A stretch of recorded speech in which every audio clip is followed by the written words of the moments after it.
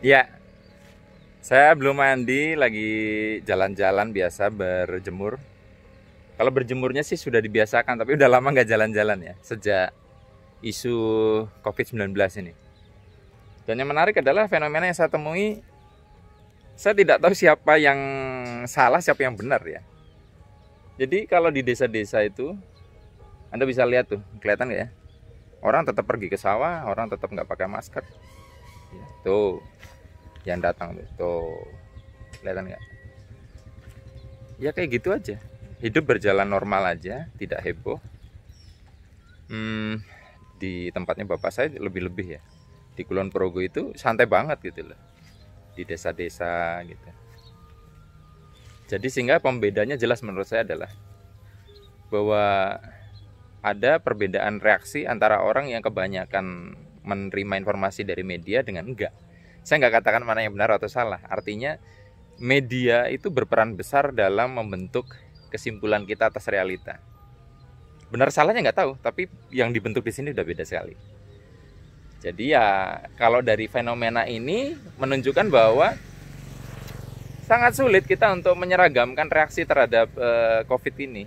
Semua orang PSBB pakai masker gitu, sulit. Fakta di Indonesia tuh itu sulit. Mau gimana sulit. Ya.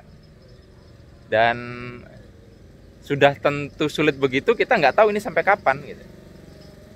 Makanya jadi saya sering nanya, ini kita mau gini tuh sampai kapan gitu. Dan jelas banyak orang nggak bisa bertahan. Dalam artian kesanggupan ekonomi tiap orang nggak sama gitu. Jadi kalau disuruh milih sehat atau milih apa ya, ekonomi masih bisa tercukupi, pilihan sulit kalau menurut saya. Jadi dikembalikan lagi ke Anda saja. Dan ingat, pilihan Anda tidak boleh dipaksakan ke orang lain. Anda berpendapat sehat lebih utama. Tapi ada orang yang tetap harus berjuang mencari uang, juga jangan disalahin karena prioritasnya lain. Anda ngomong gitu kan karena mungkin ketahanan ekonomi Anda masih bagus gitu loh. Ya, orang akan mewakili keadaan mereka masing-masing. Itu aja sih. Dan saya berusaha untuk tidak berpihak ya. Berusaha untuk menyelami isi pikiran masing-masing. Makanya kemarin saya bikin postingan bahwa